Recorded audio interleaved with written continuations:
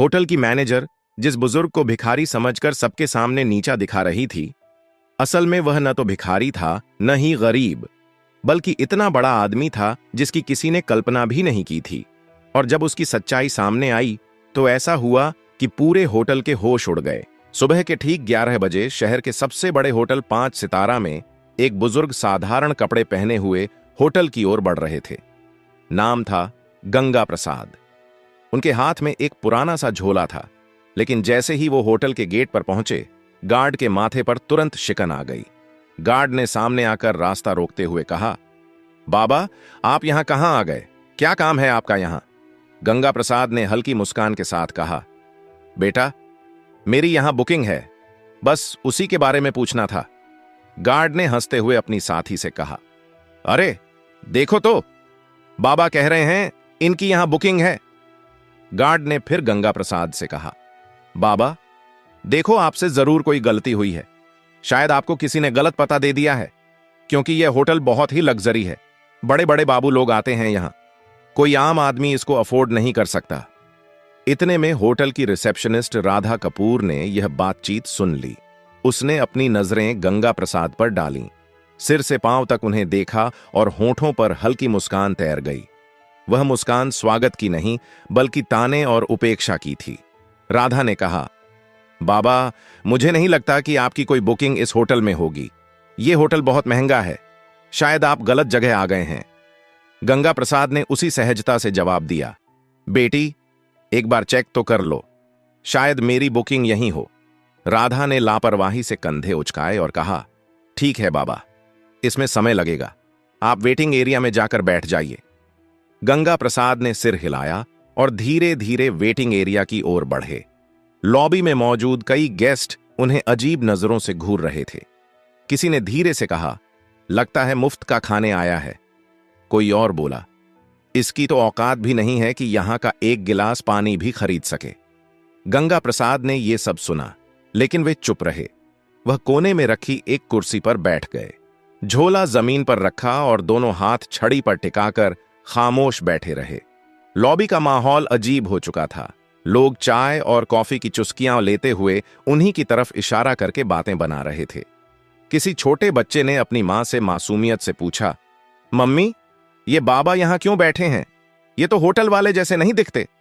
मां बच्चे से बोली, बेटा, सब किस्मत की मार है, जब किस्मत साथ न दे तो हर किसी की सुननी पड़ती है।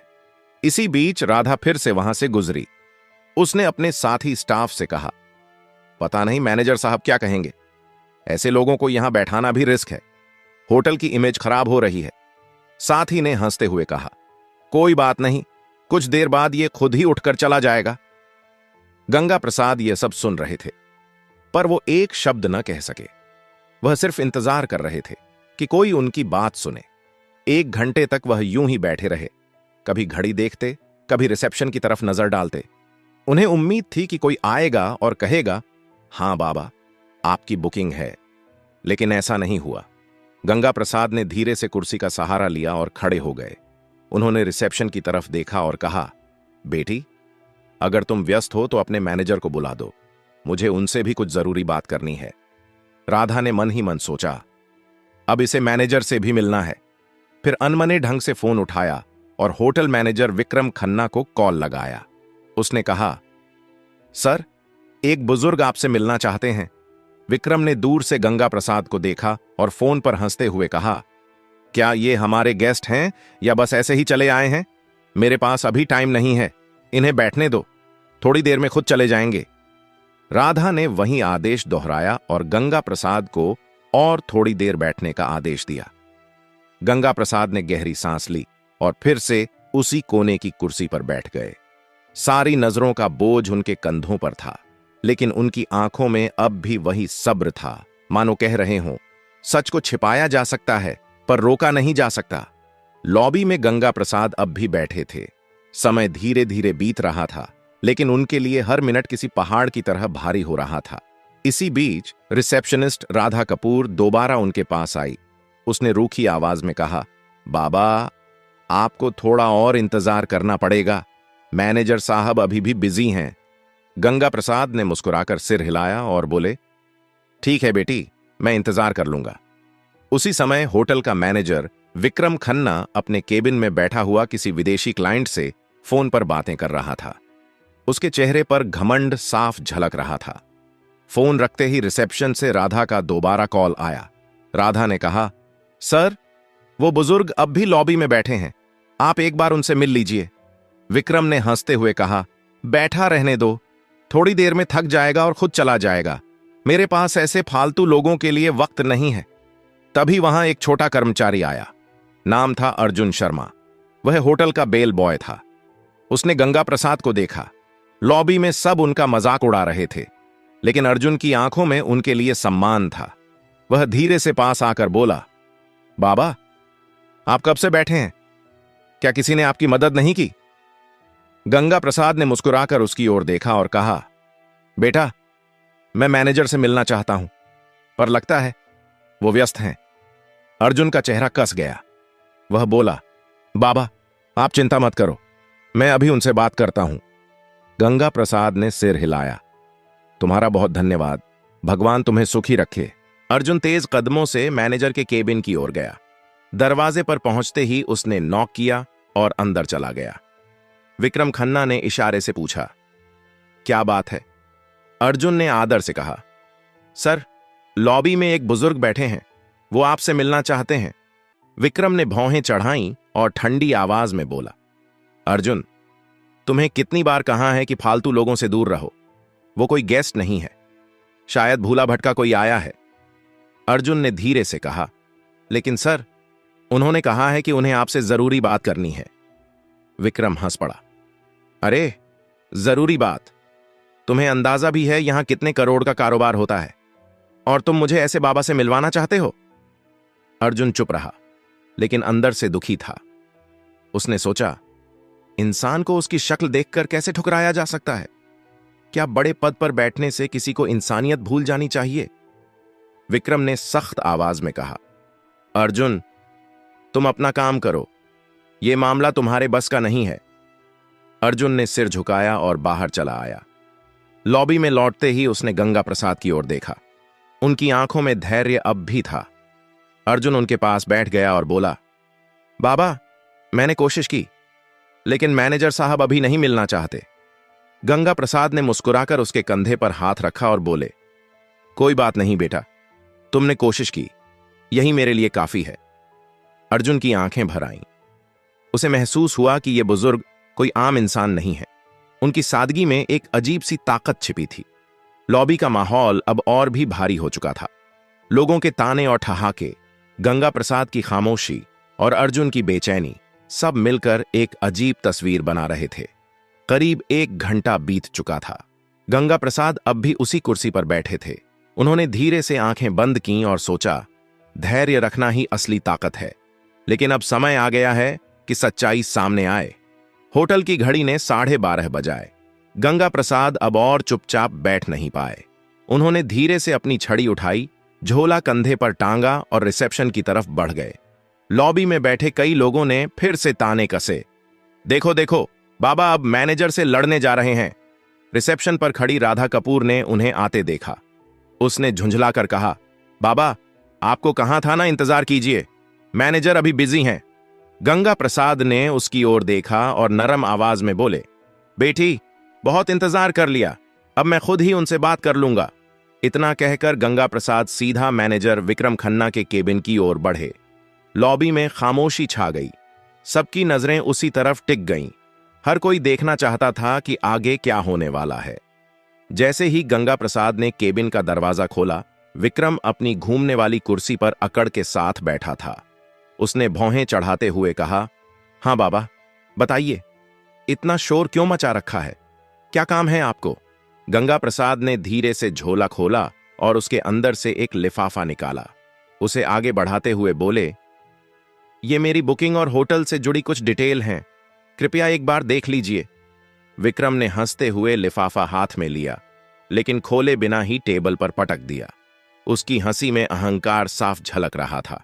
उसने कहा, बाबा, जब किसी इंसान की जेब में पैसे नहीं होते हैं तो उसे बुकिंग जैसी बड़ी बड़ी बातें करना बिल्कुल बेकार है। मुझे आपके जैसे लोगों की शक्ल देखकर ही पता चल जाता है कि आपके पास कुछ नहीं है। ये होटल आपके बस का नहीं है। बेहतर होगा आप यहां से चले जाएं। गंगा प्रसाद ने उसकी आंखों में देखा। उनकी आवाज अब गहरी और गंभीर हो चुकी थी। उन्होंने कहा, बेटा, बिना देखे कैसे तय कर लिया? एक बार इन कागजों को देख तो लो। सच्चाई अक्सर वैसी नहीं होती जैसी दिखती है। विक्रम कुर्सी पर पीछे झुक गया और जोर से हंसते हुए बोला, बाबा, मुझे किसी कागज को देखने की जरूरत नहीं है। मैं सालों से इस होटल को संभाल रहा हूं। लोगों की शक्ल देखकर ही पहचान लेता हूं कि किसकी क्या औकात है। आपकी शक्ल कहती है आपके पास कुछ भी नहीं है।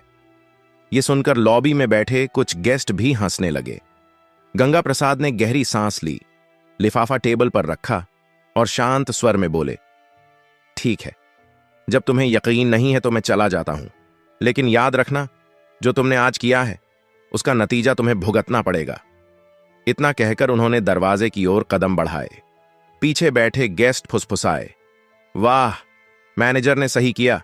ऐसे लोगों को यहीं सबक मिलना चाहिए। गंगा प्रसाद होटल से बाहर निकल गए।